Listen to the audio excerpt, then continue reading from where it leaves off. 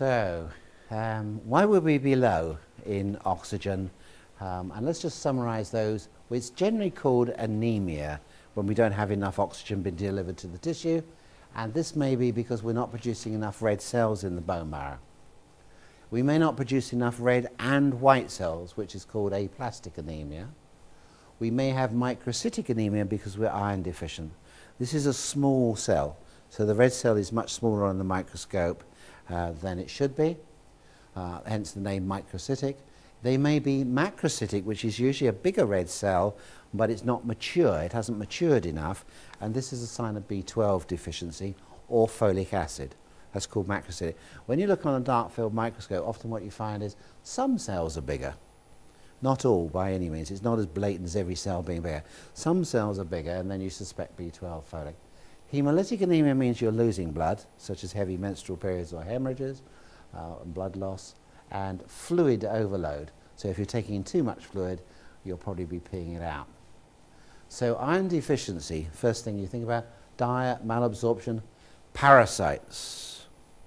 Okay, could be parasites. Not pointing my finger at anyone, or hemorrhage. Okay, so supplement, if you need iron, what sort of iron do you do? Golden rule that we said this morning, ferrous phosphate, okay, for red people. Okay, iron phosphate is good for red. Greens need the chloride, ferrous chloride, and blues need the sulfate. So you know when you go to the GP and they prescribe ferrous sulfate, which is the usual one there, great for blues. But for the other people it bungs them up and does nothing. And they tell you, I feel awful when I take that iron. It's because it's the wrong type of iron. So for the ferrous phosphate red people, you can get ferrous phosphate now very easily, or picolinate, but that seems to have disappeared. Iron picolinate seems to be extremely difficult to get at the moment. And ferrous chloride for the green people. Now, the most common reason for somebody not having enough oxygen is they strengthen to hemoglobin. And I want to just introduce what hemoglobin is and what myoglobin is, okay, because there's a subtle difference. They both contain heme, and this is what we need to look at, is the heme. A cyclical tetrapyrrole consisting of 4 molecules of pyrroles put together. One atom of ferrous iron resides in the middle. So the atom of iron is in the middle of these 4 molecular structure. Now when years ago we used to have a biochemist, Igor Bondarenko, who worked for us, and he said to me, I can remember maybe 10 years ago, he said, Chris, you want to really study hemoglobin and heme and the pyrroles. And I said, oh, where's that? He said, because it's such an important substance, heme, because it goes on to make all these enzymes, which is what you talk about all the time, but the common denominator to them is heme. So I undid the book, Harper's Biochemistry, looked at it and closed it. Okay. It was too complicated even for me. Okay. And then some years later I opened it again, you know, and I couldn't do it. It was just too complex. And then when Mary Cheshire asked me for us to do a seminar on hypoxia, I thought, I better open it and study it. And I was amazed because in there were a lot of good bits of information. And one of the things Harper's, and I like Harper's because everybody agrees Harper's is the universal sort of biochemistry Bible. And one of the things in there, he talked about that the intermediate stages of making hemoglobin, if there's a blockage, and there's 9 stages, a genetic blockage, you get a build-up of the substrate and you get a deficiency of the end product. Which I thought, this guy is talking about what I've been talking about with functional biochemistry, but he's putting it in biochemical words, which is fantastic. But even better, he was saying that you get side effects from the build-up of the substrate, because these substances get shunted and create all sorts of problems. And one of the problems that the intermediate substances called porphyrins produces is sensitivity to light. And I thought, oh, he's coming in light and acetates and things. And he mentions a particular frequency of light, which is 400 nanometers, which he says these people with these intermediate compounds are very sensitive to. And I thought, oh, you know, we could make an acetate. He's talking our language, or I'm talking his language. It's verifying everything that we're saying. And it became more and more interesting because, and then I understood once I read the chapter, and what I'm about to tell you is a pricey version of it, but it's all in Harper's Biochemistry and every other book on porphyrins and hemoglobin, how it's made. But all of a sudden, because we now know what these enzymes are that are heme dependent, it becomes realistic to us as practitioners. because we've mentioned catalase, which reduces hydrogen peroxide. So if you don't make catalase, you can't get rid of hydrogen peroxide. In other words, you're just pouring hydrogen peroxide onto those vulnerable tissues. Various other peroxidases, which does the same thing. Inducible nitric oxide synthase, that's the one that makes nitric oxide, which is a vasodilator. So that means you don't dilate your blood vessels and you don't make nitric oxide for the immune system. Minoperoxidase, which is the one that makes the halogens to kill off your bacteria. Cystathione synthase. Now, I mentioned that this morning. Cystathione synthase is an enzyme that metabolizes homocysteine to cysteine. Okay? That means if you can't produce heme, you can't get rid of homocysteine. Huh! Red people, you're in trouble. Okay? This is the mechanism of why. Because you're not, that enzyme is heme dependent. So we know that people with heme dependency need, as we'll see in a minute, B6. So I have a strong feeling, that red people have high homocysteine. And I have a feeling that homocysteine is not the problem. What the person is expressing is vitamin B6, or more specifically, pyridoxal 5-phosphate deficiency. Genetic pyridoxal 5-phosphate deficiency gives you all the symptoms, because P5P is involved with the production of collagen and all the symptoms people get when they get aneurysms and hemorrhages and things. And I think homocysteine is just the marker that they pick up on, but homocysteine itself is not the problem. It's a lack of the pyridoxal 5-phosphate to metabolize it down, because these people need greater quantities of P5P to activate this enzyme. So cystathione synthase means that they get high levels of homocysteine, but they need more pyridoxal 5-phosphate. Cytochrome P450 family. This is all the phase 1 detoxification. So that means every xenobiotic or chemical that you're exposed to has to go through, all the drugs have to be metabolized through cytochrome P450. So if you're hypoxic, you have problems detoxifying. You get chemical sensitivities. And some people are just so chemically sensitive, you know, they can't touch anything hardly, and other people just have 1 or 2 sensitivities in this world. Cytochromes for energy production. This is cytochrome C, mainly in the mitochondria, so they're tired. Sulfite oxidase. This is the one that metabolizes sulfites to sulfates. This means basically you can't get rid of or metabolize sulfites, so you get a build-up of sulfites, which gives you an awful headache and you feel lousy. Now, sulfites are added to wines and to beers to allow them to travel because it's antifungal. It kills the yeast. Okay? Now, there's a little bit of sulfites in wines and beers naturally, but when they add it, it doesn't get metabolized if you've got this issue. So you get one hell of a headache. And this is why people can't tolerate alcohol in the way of beers and wines, but they can spirits, because spirits are distilled and not fermented. So a person who's got this will say, I can have a gin and tonic when I go out, I can have a whiskey, I can have a brandy, but give me 1 glass of wine and I've had it. You know, I get an awful headache. So that's the downside of it. Now, last one, and this was a really interesting one when I discovered this, is an enzyme called thyroperoxidase. This makes hydrogen peroxide, which oxidizes iodine to attach it, as you'll see in a minute, to the tyrosine to make thyroxine. This is why these people gain weight. They've got sluggish thyroids. So now you can't detoxify. You've got hydrogen peroxide burning your joints and your eyes out. You've got a low immune system. You've got high homocysteine. You've got poisons accumulating. You're tired. You can't have a drink. And now you're putting on weight. Okay, that's a bad sort of start for anyone, isn't it? You know, when you think about it. And you think, I know somebody like that. It's most of our practice. Okay? They may not have all these symptoms, but I can guarantee you when you find somebody who's hypoxic and they strengthen to hemoglobin, you can test any of these pathways and they weaken to it. They weaken to sulfates, they weaken to poisons in their system, they weaken to bugs, they weaken to hydrogen peroxide. Okay, so now you've got this chart somewhere in your manuals, hopefully. Anybody know where this chart is? Oh, it's on. Should be on the back of your energy one. You've got your energy chart there. It should be on the other side, shouldn't it? Yeah. Okay. Okay, if you've got the big one, that's easier to see. If I could just borrow yours, Mark, there. So it's much easier on these. Okay, by buy 6 of these each. They're all tax deductible. If you pay income tax, you should buy one of those. So let's have a look. The big picture is on, I think that one's this one, isn't it? The one there, is it this one, Mark, you got? Yeah, that's right. This is more or less the same chart, but this one I thought was more valuable because it's got the numbers in there of the genetic deformations, the genetic mutations where there might be blockages. Okay, now the overview is we're going to start with your chart, if you follow me, on the top left-hand part. So the top left-hand part, if you look on the chart there, is succinyl-CoA and glycine. Now, succinyl-CoA is a member or part of the citric acid or Krebs cycle. Okay? So this is an intermediate in the Krebs cycle. So this is where it all starts from. So if you don't produce energy, you can't start to produce and manufacture hemoglobin.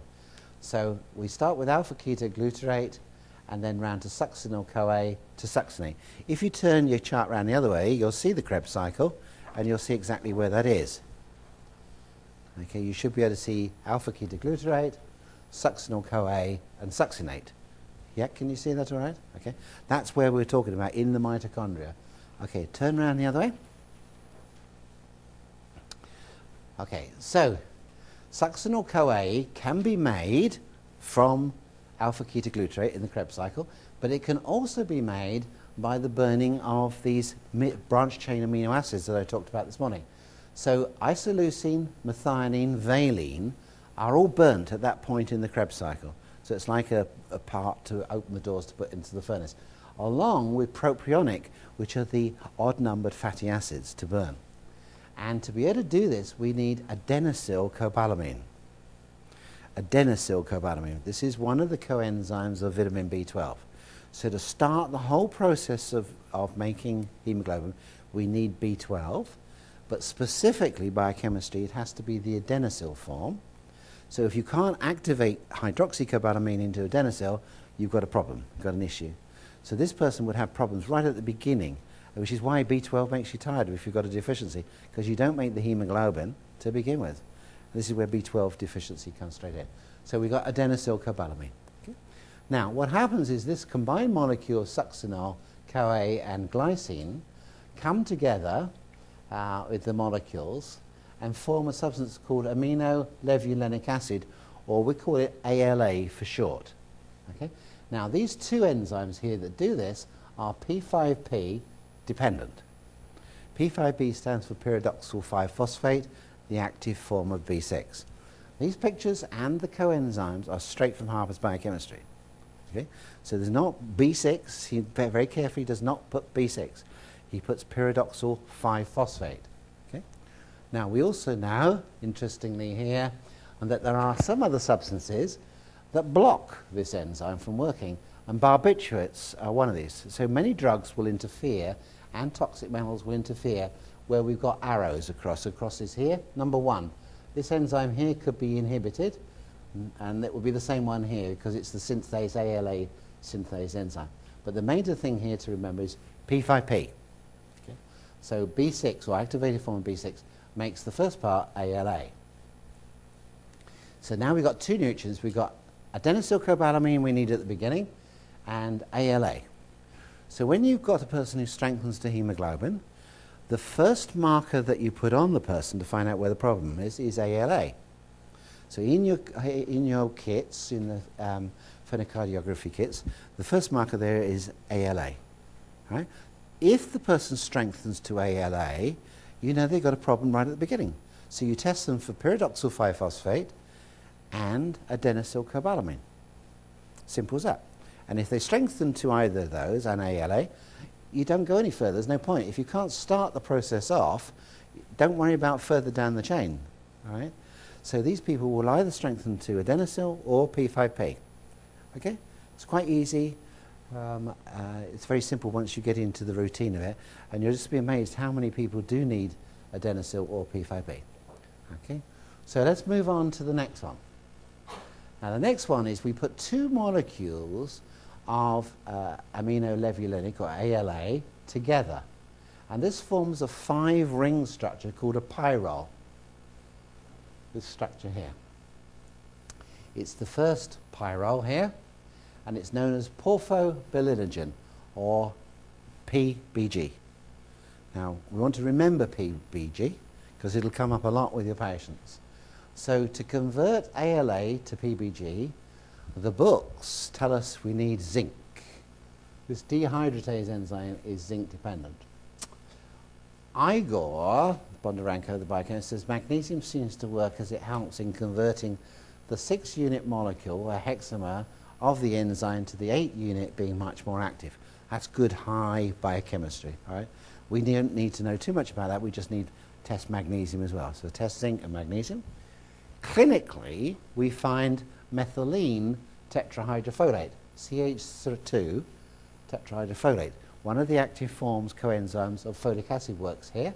We don't know why. So if you don't know why something works, it's called an allosteric effector. Nobody will argue with you there. It means it's a boost to the enzyme, that the enzyme gets a bit of a charge. If something works with one person, it's called an allosteric effector. So we don't know why it is, so we call it an allosteric effector, or like a supercharger. Okay? So that's methylene tetrahydrofolate. And the enzyme is very rich in lysine as an amino acid. Okay? Now, what is in Harper's, though, is that this enzyme is inhibited by lead, Pb. And the reason they know that is they studied it with lead workers, lead mine workers. So it's all people who worked in lead mines tend to get lead poisoning. And this is what lead poisoning is. So it's an inhibition of being able to make hemoglobin to an extreme where you die, basically, because you're just not going to carry oxygen around. Very serious. Why do you think they were worried 30 years ago, 50 years ago, about our lead pipes? For the same reason, with children particularly. Low levels of lead exposure to the pipes cause big, big problems over a long period of time. So lead exposure creates chronic tiredness and poisoning of the hemoglobin. So luckily, lead is not an issue so much in our society today as it was 50 years ago. Now, we know that there are different neurotransmitters in the body, and some are stimulatory, or regulatory, I prefer to call them, and some are inhibitory. A regulatory or stimulatory neurotransmitter is something that has a carboxyl group on the end, and it opens the ion channel and allows one molecule of sodium to enter, and then the door shuts. Now, there are other neurotransmitters called excitatory neurotransmitters, which have 2 carboxyl groups on them, and open the doors and allow calcium to flow in. Now, we have excitatory neurotransmitters for very specific reasons, and that is to learn by. So our vision, our eyes, our nose, our taste, our touch, and our smell are all excitatory. That's how we learn. Learning is an excitatory process. Okay?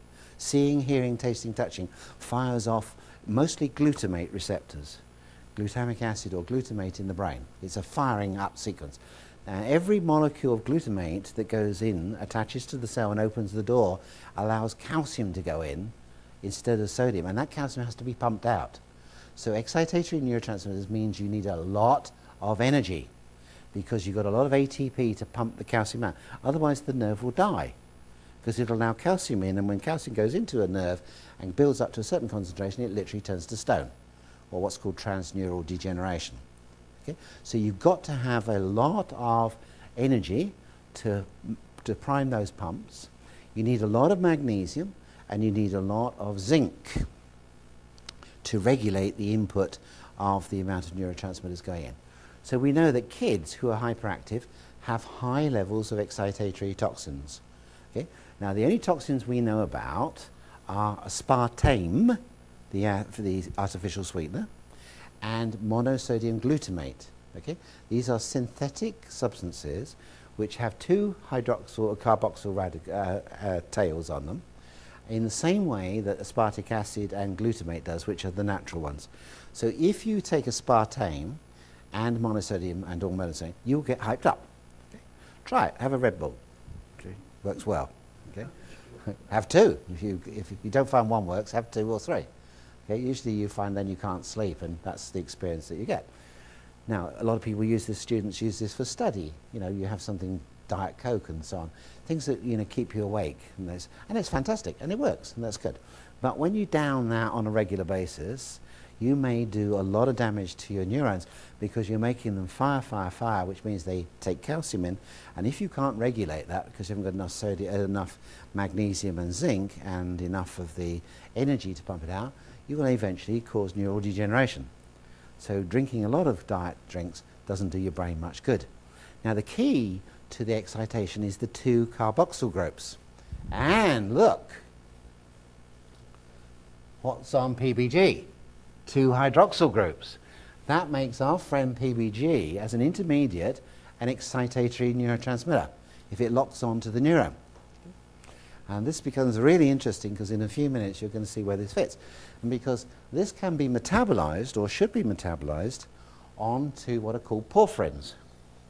So here we see it going through here, going on to the next substance, which is hydroxymethylbilane, which is an unstable substance, through a synthase enzyme here, which is P5P dependent, and tetrahydrobiopterin. And in this process, we give off 4 molecules of ammonia. So there's a lot of ammonia in this process, and ammonia has to be recycled through the body, added to carbon dioxide, and made into urea to pass it out. And to do it, most of the major nutrient involved in that is biotin, which again is a coenzyme. So biotin is really important to getting rid of the ammonia for these people. Now, if this doesn't function, and you've got number 3 here, comes up, you get a build-up of your substrate and a deficiency of your end product, right? Same rules apply. If you've got a build-up of this, what happens is its body has to eliminate it and shunts it out into hydroxyhemopyrrole, this one, which are metabolites of PBG. Okay? So we think, and we don't know for sure here, but Iger and I are convinced this is a cytochrome P450 enzyme that does this. And this substance here shows up on chromatography in the urine as a mauve colour. And this was picked up in 1950s by Abram Hoffer, who some of you may know the name Hoffer. He was the first person to work with schizophrenics and gave them high levels of niacin or B6 to treat schizophrenia. Okay? He wrote his original papers in the 1950s. Carl Pfeiffer took it up some years later, and lots of other researchers now are looking at schizophrenia, but now, of course, they're looking at ADDH and anxiety, depression, alcoholism, a whole range of problems which we'll find with our patients and with each other when you do the diagnosing work with it. Okay? So these used to be called cryptopyrrole disorders, which were picked up in the urine. We now know that cryptopyrrole is an isomer of hydroxyhemopyrrole, so it's very similar, it's just round the other way. But if cryptopyrrole is still a test which is done, and if cryptopyrrole is high, probably this is high. But cryptopyrrole is not the actual substance which they say causes the problems. My feeling is it's not this anyway. My feeling is this boy who's the problem, and this is the natural metabolite that the body eliminates and creates if this pathway isn't open. So the problem downside of this is these people need a lot of P5P and a lot of zinc. And Igor, as you'll see in a minute, is convinced, as are all the books, that this substance actually chelates out the B6 and the zinc. So these people need massive doses in comparison to ordinary ones. These are the people who need 2, maybe 300 milligrams of P5P. Is not unusual because they're actually flushing it out. These kids have to have high doses. And when they go on to it, the change in the behavior and effect is miraculous. So this would be somebody who has high levels of PBG. Now, when we convert hydroxymethylbilane, it goes on to form a substance called uroporphinogen, number 3 here. So this pathway here is also B6. So this whole pathway here is really B6 and tetrahydrobiopterin. This substance we don't have at the moment because it's unstable, but this one we do. Uroporphinogen will then go through a decarboxylase, which is again, decarboxylase is B6 dependent enzyme, P5P, to coproporphinogen. Coproporphinogen will then go on to protoporphinogen through coproporphinogen oxidase enzyme, which needs B2, FAD, and P5P, and to protoporphinogen, protoporphyrin, and then protoporphyrin goes on to form heme, and then goes on to hemoglobin. Okay? So now let's go back, because it's rare to get this far when a person has a blockage. If we have got past ALA and PBG. We then test the person with uroporphyrin. If they strengthen to that, it means they've got a blockage here. They'll weaken to PBG. If they don't, then we test them with coproporphyrin. If they strengthen to this, it means they weaken to this. And this one will be the one that strengthens. If they strengthen to the protoporphyrin, the next one, it means this one will weaken. Now, if these two, either of these two weaken, okay, the body has to get rid of them. And this is the way it does it. It makes them into uroporphyrins, which are, in the presence of light, oxidizes and produces superoxide. So this is the danger. Okay? Now these two are called porphyrin diseases or porphyrin disorders. And the most famous person who had this was King George III. Okay? Hence it was called the madness of King George III. Okay, now he was known to make some rather rash decisions, strange decisions, like sending the troops in when the Americans wanted to have a little bit more independence, and that antagonized the American settlers, and then the War of Independence came about, which we were unable to control, and so we lost America. Now, he made many other rash decisions, apparently, but it was noted that he was more sensible in the winter, and he's even more sensible when they kept him indoors. When he went out in public, he was often known to wear 2 or 3 hats at the same time, okay, which is a sign that, you know, the monarch is in problems. Okay? But when they kept him indoors, he seemed to be quite rational, and he was not exposed to light. And this was well documented. And so when people researched this disorder 30 or so years ago, they now know what it is. It's called porphyria. Okay? It's a high level of these porphyrins. Okay? And what we could almost tell you is which one it is by his symptoms. Now, we don't know very much about the story, but there is a film called The Madness of King George, and if you watch that, you may be able to understand and say, now I know exactly what that's all about and why his disorder was so bad. So uroporphyrinogen will go across to uroporphyrin in the presence of light. This is in Harper's biochemistry. But Harper's, he's even clever. He tells you what range of light it is. It's 400 nanometers. And I thought, 400 nanometers, ultraviolet begins at about 380, something like that. We're right on the edge of the visible spectrum. So we've got a sort of 750 in the deepest reds, right down to about 380 with, you know, coming into ultraviolet. So 400 is just on the edge of the visible spectrum. When I made the acetates, the original 6 acetates for the eyes and things, I was able to do a graph, so I could work out exactly wavelengths to frequencies and so on. So I can make that, so I made it. So let's give everybody an acetate, and we will now show you how many of you are mad. So do you remember when I said that in America the other week?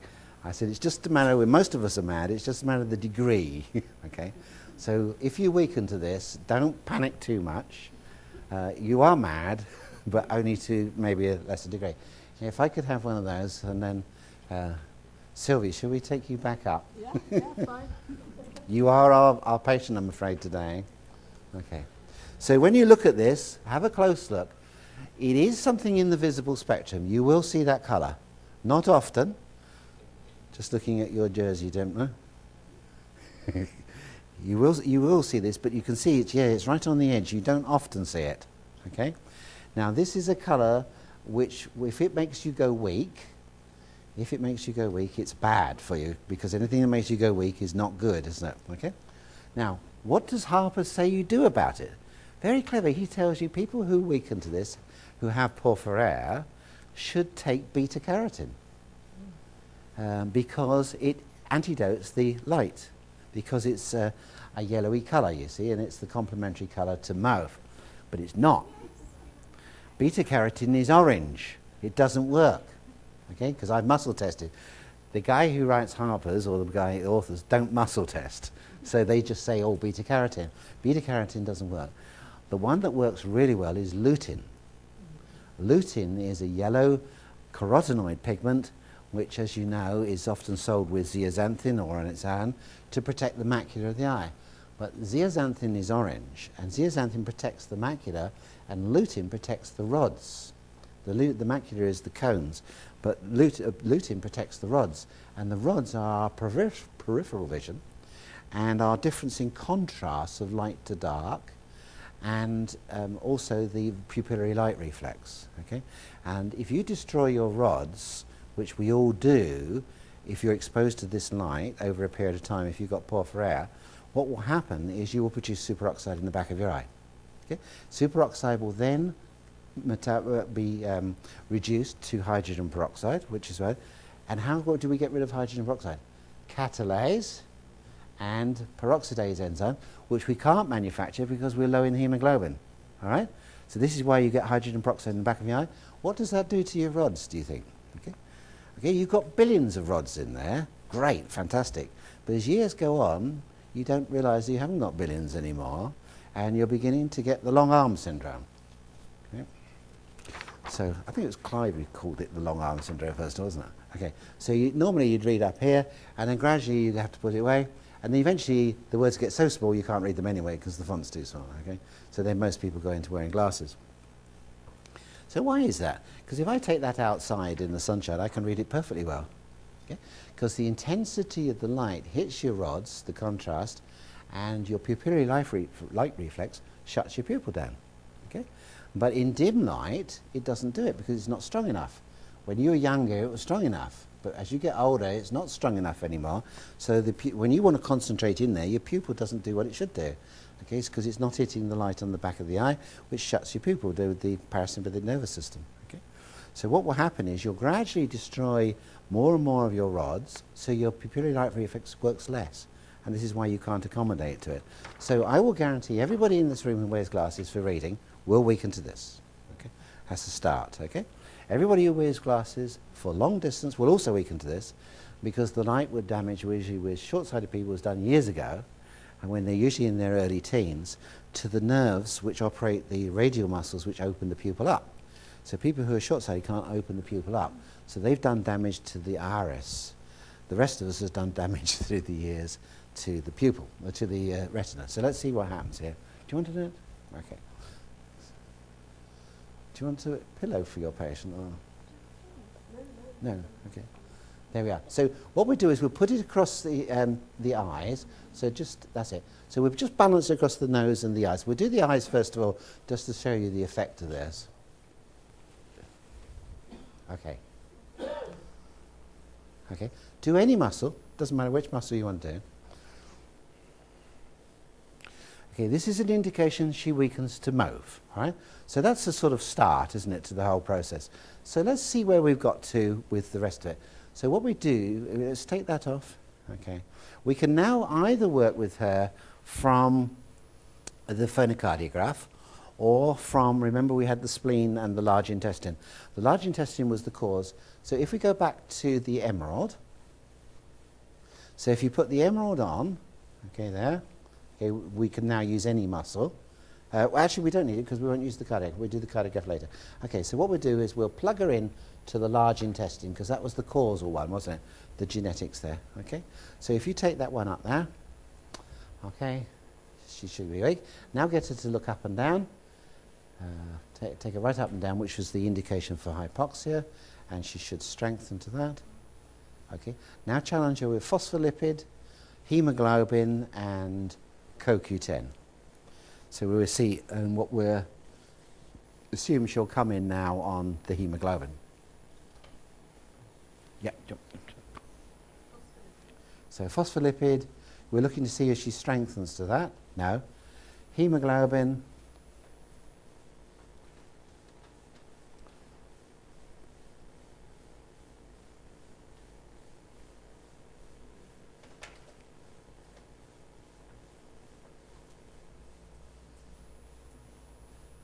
She strengthens the hemoglobin, and we'll just do CoQ10 to see if there's anything else. So she's looking really, really good for what we're after.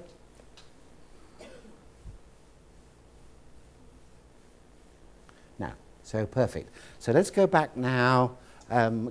If you look on your chart, we're going to go back to the beginning of the chart, and she's going to challenge her with ALA, alpha levulinic acid, ALA, the first intermediate. So does she strengthen to this? Yes. So we're done for, aren't we? Okay. So we start right at the beginning.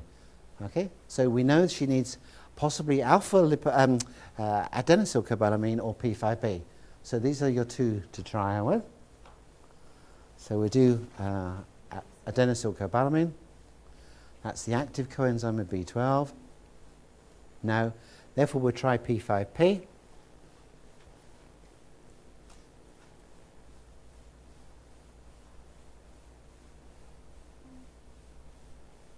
Okay, so she strengthens to P5P. Okay, so this is somebody who's right at the beginning.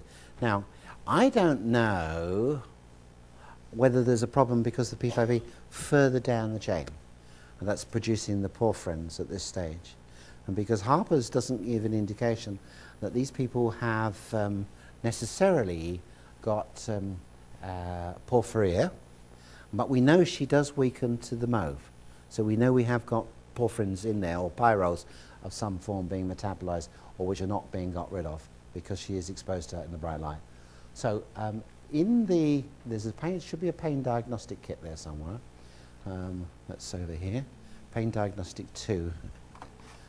It's probably that one, is it? It's that one there, I think. Okay.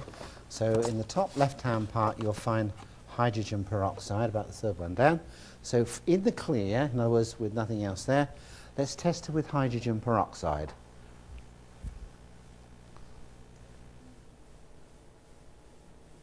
Okay, no, she's not. Test her on the other side. Let's just make sure she's all right. Okay, so she's not producing too much hydrogen peroxide at the moment, which is great. So this is why I think, because she's not far enough down the pyrrole list.